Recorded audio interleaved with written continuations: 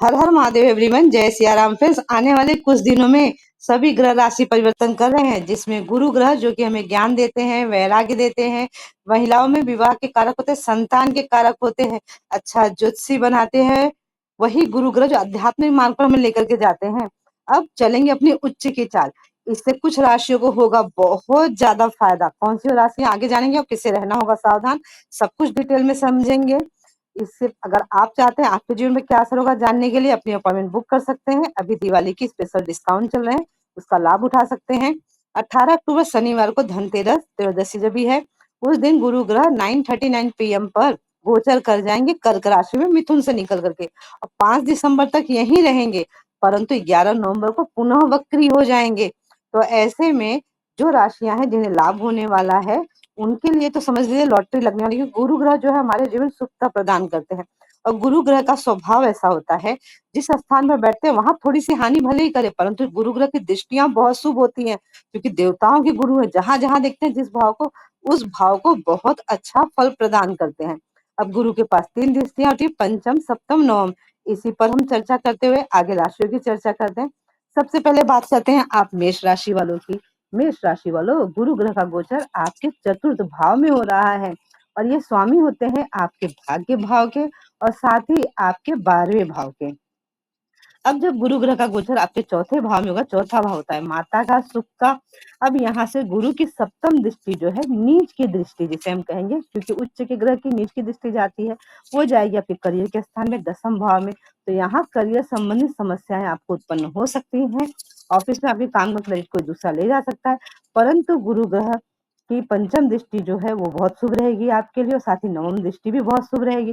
तो ऐसे में आपको यहाँ पर धार्मिक यात्राओं के योग बनेंगे, कार्य और विदेश जाना चाहते तो उसके सुंदर योग बन जाएंगे। परंतु यहाँ पर स्वास्थ्य का अपना विशेष ध्यान देना, क्योंकि पंचम दृष्टि आपके छठे भाव पर जा रही है, और साथ ही यहाँ पर आपके खर्च थोड़े से बढ़ सकते हैं, तो इन बातों पर ध्यान रखेंगे। अब चर्चा करेंगे हमारी अगली राशि के विषय में।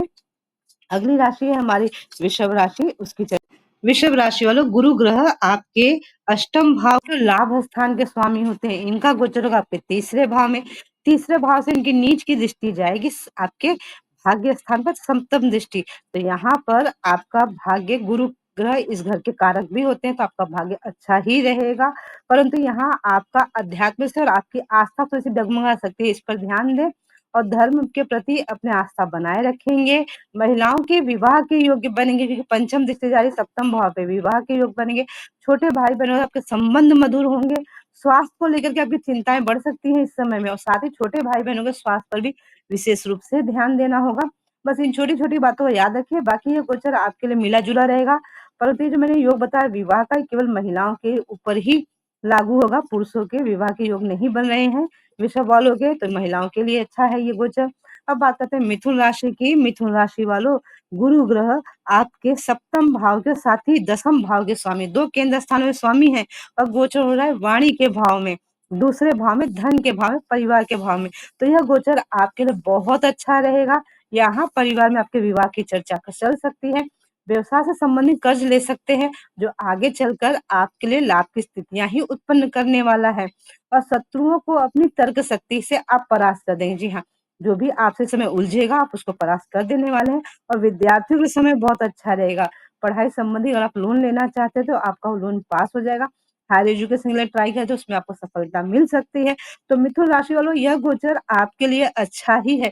परिवार के साथ आपके रिश्ते बहुत अच्छे बनेंगे, और आपकी वाणी इस समय गुरुओं की तरह होगी। जी हाँ, ज्ञानियों की तरह आप दूसरों के साथ ज्ञान की चर्चा करेंगे।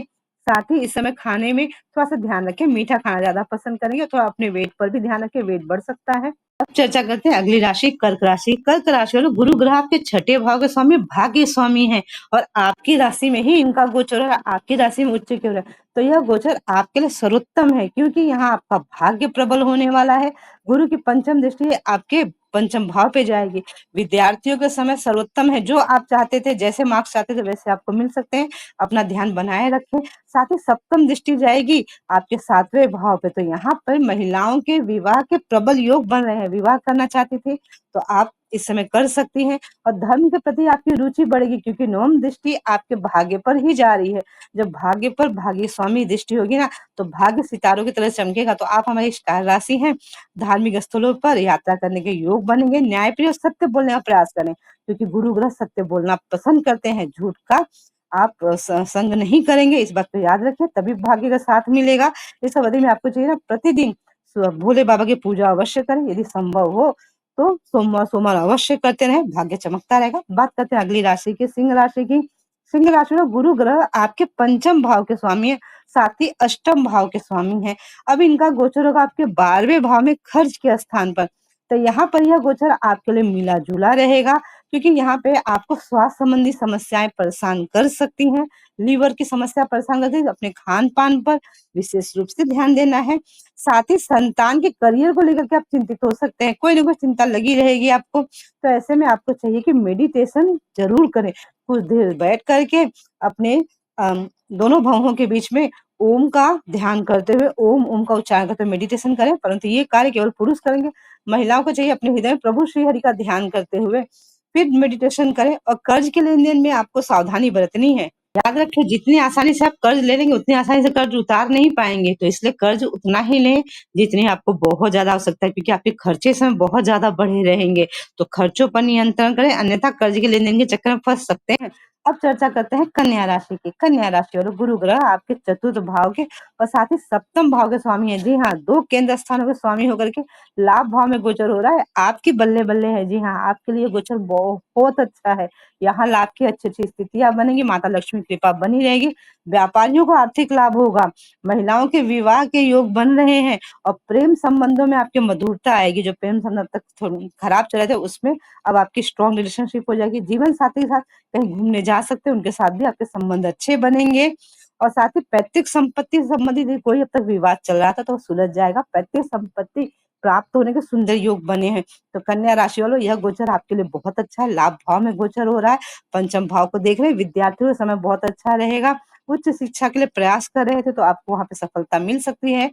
तो यह गोचर आपके लिए सर्वथा उत्तम है। केवल गौ माता की सेवा करते रहे। हर गुरुवार गुरुवार आटे का पेड़ा और साथ में गुड़ गौ माता को खिलाएं, रोटी और गुड़ खिलाएं, तो ऐसे भाग्य चमकता रहेगा। चर्चा अगली राशि की। गुरु ग्रह आपके तीसरे और आपके छठे भाव के स्वामी हैं तुला राशि वालों। तो यह गोचर आपके लिए सर्व ज्यादा तो अच्छा ही है, परंतु कहीं ना कहीं थोड़ी सी आपको यहाँ पे दिक्कतें हो सकती है। जिसमें दिक्कत होगी आपके स्वास्थ्य से संबंधित, पेट या लीवर से संबंधित समस्याएं परेशान कर सकती हैं। डॉक्टरी सलाह जरूर लें।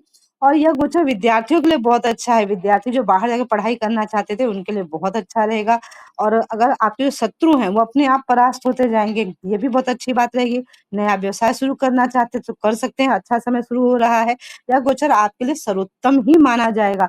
परंतु माता के साथ यहाँ आपके वैचारिक मतभेद बढ़ सकते हैं और साथ ही परिवार के साथ के संबंध मजबूत हो रहे हैं। केवल माता के साथ ही दिक्कत उत्पन्न हो सकती है। नौकरी में आपको प्रमोशन के सुंदर योग बने हुए हैं।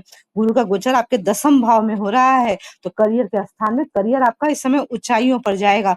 और साथ ही अगर आप शेयर मार्केट में इन्वेस्टमेंट करते हैं या शेयर मार्केट में आपने निवेश कर रखा तो वहां से लाभ की स्थितियां बहुत अच्छी बनेंगी। अब चर्चा करते हैं वृश्चिक राशि के विषय में। वृश्चिक राशि वालों, गुरु ग्रह आपके दूसरे भाव के और साथ ही आपके पंचम भाव के स्वामी हैं। अब इनका गोचर होगा आपके भाग्य भाव में। जी हाँ, भाग्य भाव के कारक गुरु ग्रह भाग्य भाव में गोचर करेंगे उच्च के होकर के। भाग्य आपका तारों की तरह चमक रहा है। जिस प्रकार से सूर्य की किरणें चमकती है ना, ऐसे आपका भाग्य चमक रहा है। दिन धर्म में रुचि बढ़ेगी। धार्मिक यात्राओं में जाने के योग बनेंगे। आपकी सोच इस समय बहुत अच्छी रहेगी। आप सबका भला सोचेंगे, परिवार के साथ साथ पूरे समाज का भला सोचेंगे। छोटे भाई बहनों के साथ रिश्ते मजबूत होंगे। परंतु आपको अपने गले का स्पेशल रूप से ध्यान रखना है, यहाँ पे इन्फेक्शन हो सकता है। प्रेम संबंध आपके मधुर बनेंगे। और प्रेम विवाह के लिए प्रयास कर रहे हैं ना, तो उसमें आपको सफलता मिल सकती है। अगर किसी से प्रेम करते तो प्रपोज कर दीजिए, सब मान जाएंगे। विद्यार्थियों के समय बहुत अच्छा है। तो यह गोचर आपके लिए बहुत अच्छा है। वृश्चिक राशि वालों, गोचर का जरूर लाभ उठाएं। वृश्चिक राशि वालों, आप हमारी स्टार राशि है। आपके लिए समय बहुत अच्छा है। आपको चाहिए कि इस अवधि में आप हनुमान प्रभु जी की सेवा करते रहें। इससे आपका भाग्य और प्रबल होगा। अब बात करते हैं धनु राशि की। धनु राशि वालों, गुरु ग्रह जो है ये आपके राशि के और साथ ही आपके चतुर्थ भाव के स्वामी हैं। अब इनका गोचर होगा आपके अष्टम भाव में। तो यहाँ पर गोचर से ज़्यादा हमें उनकी दृष्टियों पर भी ध्यान देना होगा। ये अष्टम भाव मृत्यु का स्थान होता है, परंतु यहाँ शुभ ग्रह अच्छा परिणाम देते हैं। उच्च के गुरु यहाँ पर आपको अच्छा परिणाम ही देंगे। परिवार के साथ मतभेद थोड़े से बढ़ सकते हैं आपके। पैतृक संपत्ति मिलने के प्रबल योग बनेंगे। आपको अपने स्वास्थ्य का विशेष रूप से ध्यान देना है। यहाँ स्वास्थ्य में गड़बड़ी हो सकती है। धर्म के प्रति आपकी रुचि बढ़ेगी। तीर्थ यात्राओं पर जाने के आपके योग बन रहे हैं। सबसे अच्छी बात है, यही तो भाग्योदय का समय है। समझिए, जब आप तीर्थों पर जाते हैं, प्रभु कृपा आपको प्राप्त होती है। विदेश जाना चाहते हैं तो उसके सुंदर योग बनेंगे। माता के स्वास्थ्य पर आपको विशेष रूप से ध्यान देना है, तो यह गोचर आपके लिए मिला जुला ही रहेगा। अब चर्चा करते हैं मकर राशि की। मकर राशि वालों, गुरु ग्रह आपके 12वें भाव के और साथ ही पराक्रम भाव के तीसरे भाव के स्वामी है। अब इनका गोचर आ रहा है सप्तम भाव में। तो जीवन साथी से कुछ दिनों से ना खटपट चल रही थी आपकी, वो दूर होने वाली है। जीवन साथी रिश्ते मजबूत होंगे। परिवार में मांगलिक कार्य होंगे। परिवार अच्छा समय व्यतीत करें और साथ ही बड़े भाई बहनों से संबंध मजबूत होंगे। निर्णय लेने में थोड़ी सी दुविधा का सामना कर सकते हैं आप। चर्चा करते हैं कुंभ राशि की। गुरु ग्रह का गोचर आपके छठे भाव में हो रहा है, जबकि गुरु आपके लाभ स्थान के स्वामी है और दूसरे भाव के स्वामी है। तो यहाँ परिवार के साथ आपकी खिटपिट होने वाली है और परिवार के सदस्य ही ना शत्रु की तरह आपके साथ व्यवहार कर सकते हैं। मित्रों से सभी बातें शेयर नहीं करेंगे। बीमारी और पैसे खर्च होने के योग बनते हैं। गोचर आपके लिए उतना अच्छा नहीं है। मीन राशि की चर्चा करते हैं, अंतिम राशि की। गुरु ग्रह आपके राशि के और आपके दसम भाव के स्वामी है। इनका गोचर पंचम भाव में रहा है, तो यह गोचर आपका सब बहुत अच्छा रहेगा। विद्यार्थियों को उच्च शिक्षा प्राप्त हो सकती है। सफलता प्राप्त होगी। प्रेम विवाह के होने के बहुत प्रबल योग बने हुए। अपने सूझबूझ आप सभी काम बना लेंगे। संतान प्राप्ति के योग है दंपतियों के लिए। हमने चर्चा की गुरु ग्रह के गोचर के विषय में। आपके जीवन पर क्या असर होगा। एक्यूरेट प्रेडिक्शन चाहते हैं, पाम सेशन, टेरो रीडिंग या फिर वास्तु विजिट या न्यूमरोलॉजी सेशन के लिए आप सबके लिए अपनी अपॉइंटमेंट बुक कर सकते हैं। दिवाली की स्पेशल डिस्काउंट का लाभ उठा सकते हैं। अगर हमारे चैनल को सब्सक्राइब नहीं किया तो कर सकते हैं। ऐसे ही अच्छी इंफॉर्मेशन प्राप्त करने के लिए आप सबका दिन मंगलमय। प्रभु से यही प्रार्थना है। हर हर महादेव। जय सिया राम भक्तों।